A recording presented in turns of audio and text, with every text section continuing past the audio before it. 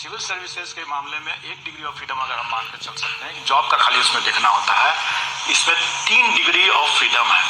और ये तीनों डिग्री ऑफ फ्रीडम जो होते हैं, वो अगर मैथमेटिक्स के जो लोग जानकार होंगे तो जानेंगे कि परम्यूटेशन कॉम्बिनेशन में कोई लीनियर स्केलिंग नहीं होता है, वो x to the power y हो जाता है। तो अब आप इसको कैलकुलेट करके देखेंगे तो मुझे तो लगता है कि शायद इसमें वर्षों लग जाएगा। इसकी प्रोसेसिंग करते करते हम करेंगे। अगर हम सारे डिग्री ऑफ ऑप्शंस को अगर हम उसको दें, सब्जेक्ट तो खैर एक ही सब्जेक्ट कर रहा है, तो ये सारे डिग्रीज ऑफ ऑप्शंस अगर हम देंगे तो आज हमारे पास में पूरे दुनिया में भी जो कंप्यूटेशन फास्टेस्ट कंप्यूटर को भी लगाया जाएगा तो भी इसमें मेनी फोल्ड टाइम लगेगा, जो कि व्यवहारिक किसी भी हालत से व्यवहारिक नहीं होगा। तो हमारे पास 2 ही समाधान है इसका। या तो हम डिग्री ऑफ फ्रीडम कम करें, मतलब कि हम उनको ऑप्शंस कम दें, हम डिस्ट्रिक्ट का ऑप्शंस न दें, डिपार्टमेंट का ऑप्शंस न दें, सीधा सीधी हम उसको सिर्फ लेवल का ऑप्शन दे करके हम निकाल दें, जब तब ये कुछ संभव हो सकता है। लेकिन जैसा कि पिछले बार भी पीसी में काफी लोगों में से ने कहा था और मैंने देखा भी बाद में कि कई कैंडिडेट्स जो टीआरई 1 में सिलेक्शन जिनका हो चुका है, वो टीआरई 2 में सिर्फ इसलिए एग्जाम दे रहे हैं क्योंकि उनको जिला गलत मिल गया या अपने पसंद का जिला नहीं मिला। तो इसका मतलब है कि ये डिग्री ऑफ फ्रीडम जो था, जो ऑप्शन जो था जिला का, इसको हम नकार नहीं सकते, हमको उसको देना ही देना है। और वो अपना मेरिटोरियस कैंडिडेट अपना उसके पास अगर हम ऑप्शन डिनाई करते हैं इसलिए कि उससे कम मेरिट वाले लोगों को हम बेनिफिट दें, तो ये उनके लिए अन्याय होगा। इसलिए इसका सबसे सरल तरीका वही तरीका है कि मल्टीपल रिजल्ट्स दें, और मल्टीपल रिजल्ट्स देने के बाद वो अपना विवेक अपना इस्तेमाल करे, अपना इंडिविजुअल, और जब उसके बाद जब जो सीट बचता है वो सीट अपने संबंधित विभाग अपने नीति के अनुरूप वो अगर आयोग को अगर देती है तो आयोग सप्लीमेंट्री रिजल्ट देगा, अगर आयोग को नहीं देती है तो नहीं सप्लीमेंट्री रिजल्ट दिया जाएगा। तो ये चीज कैंडिडेट्स पर और संबंधित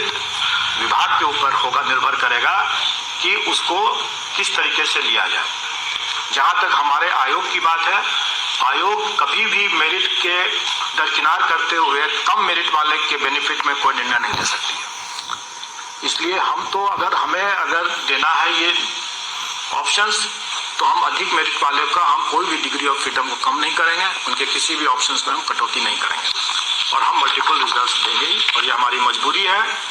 हमको देना ही है। सप्लीमेंट्री रिजल्ट्स से उसकी भरपाई होगी या नहीं होगी, ये संबंधित विभाग के निर्णय पर होगा, और कैंडिडेट्स कौन से पद को खाली करेंगे, कौन से पद को नहीं खाली करेंगे, वो संबंधित कैंडिडेट्स के ऊपर भी निर्भर करेगा। एक और जानकारी दे दूं वैसे भी कि मेन रिजल्ट तो लोगों का अधिकार है, सप्लीमेंट्री रिजल्ट मांगना अधिकार नहीं है, और बिहार सरकार में वेटिंग लिस्ट का तो खैर कोई प्रावधान ही नहीं। वैसे वेटिंग लिस्ट और सप्लीमेंट्री रिजल्ट में एक बहुत बड़ा अंतर है, लोगों को ये बात भूल जाते हैं। जब तक जॉब ऑफर नहीं दिया गया तब तक हमारे पास ही अधिकार है कि हम उसको परिवर्तित कर सकें, हम देख सकें कि डॉक्यूमेंट वेरिफिकेशन में जो छट गया तो हम उसको हटा करके हम नया जॉब ऑफर नया लिस्ट बना सकते हैं, वो सप्लीमेंट्री रिजल्ट हुआ। एक बार जब जॉब ऑफर जब किसी को दे दिया गया तो वो चाहे ज्वाइन करे या ना करे, वो पोस्ट कंज्यूम हो गया, एग्जॉस्ट हो गया, क्योंकि अब वो कैंडिडेट के ऊपर डिपेंड करता है कि वो ज्वाइन करेगा कि नहीं करेगा। वो अब आपके हाथ में नहीं रहा, वो कैंडिडेट के हाथ में चला गया। और इसी में जो वेटिंग लिस्ट बनता है वो वेटिंग लिस्ट का सरकार में प्रावधान नहीं है। इसलिए यहां तक हम लोगों ने अपनी बातों को स्पष्ट कर दिया कि इसमें मल्टीपल रिजल्ट्स दिया ही जाएगा, वो हमारी मजबूरी है, और सप्लीमेंट्री रिजल्ट बनेगा नहीं बनेगा ये संबंधित विभाग के निर्णय पर डिपेंड करेगा। और हम लोग 90 रिजल्ट्स जो बनाना है हमें, ये हम अपनी सारी प्रक्रिया का पालन करके ही बनाएंगे। अभी हमारे कई ऐसे पेपर्स हैं जिसका कि फाइनल आंसर की नहीं आया है। आप जानते होंगे कि हमारा आयोग काफ़ी ट्रांसपेरेंट है और इसने अपनी एसओपी बना रखा है आंसर की के बारे में कि हम फर्स्ट प्रोविजनल निकालते हैं, सेकंड प्रोविजनल निकालते हैं और दोनों स्तर पर हम ऑब्जेक्शन इनवाइट करने के बाद उसकी प्रोसेसिंग करते जाते हैं और उस प्रोसेसिंग के बाद जब फाइनल आंसर की तैयार हो जाता है उसके बाद ही हम रिजल्ट निकालते हैं। हमारे कई मामले के हमारे होमवर्क तैयार हो चुके हैं, क्योंकि उसके पहले का हमारा बाकी जो बायोमेट्रिक अटेंडेंस सिस्टम से देखते हैं, हम कैंडिडेट्स को आइडेंटिफाई करते हैं, वो सब हम जो लिस्टिंग करते हैं कैंडिडेट्स को भी जो हम लोगों ने अभी ऑप्शंस दे रखा था। खास करके आपने देखा होगा कि SC/ST वेलफेयर डिपार्टमेंट के मामले में चूँकि वैकेंसी उसकी बाद में आई थी, इसलिए हम लोगों ने उसको समेकित करके ही किया था, शिक्षा विभाग के साथ उसकी वैकेंसी को जोड़ के किया था और बाद में हम लोगों ने उनसे ऑप्शन मांगा। जैसे आप जिला का ऑप्शन देते हैं वैसे 38 जिला के साथ साथ 39वें स्थान पर इसको भी रखते हुए आपको ऑप्शन दिया गया था। अगर आप ऑप्शन दें सो फार सो गुड, ऑप्शन नहीं भी देते हैं तो भी हम आपको कंसिडर करके करेंगे ही करेंगे,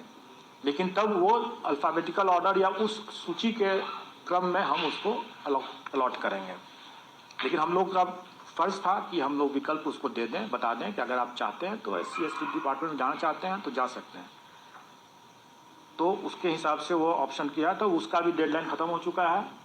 वो भी हमारे पास आ गए। तो ये सारे तथ्य जो हमारे पास आते हैं, इन आंकड़ों को हम एक साथ इकट्ठा करते हैं, उसमें देखते हैं और उसके हिसाब से जो हम अपना लिस्टिंग बनाते हैं, जो अपना होमवर्क करते हैं जिसको कहा जाए, वो हम कर चुके हैं। जो हमारा OMR की जो स्कैनिंग होती है जिसके बेसिस पर हम लोग रिजल्ट बनाएंगे, वो हमारा हो चुका है।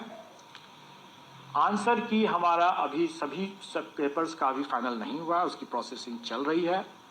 और बिना आंसर की के हम रिजल्ट नहीं देंगे। अब हमारे पास जैसे जैसे आंसर की कंप्लीट होता जा रहा है, जैसे जैसे हम सॉफ्टवेयर से, जैसे मैंने बताया कि हम लोग सभी काम को करने के लिए हम लोगों ने सॉफ्टवेयर विकसित कर लिया है, इसलिए हम लोग जैसे जैसे आते जाएगा आंसर की फाइनल होता जाएगा,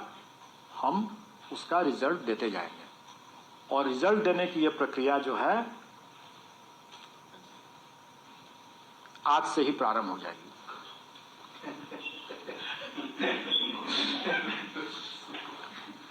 तो 25 के लिए वेट नहीं करने की जरूरत है।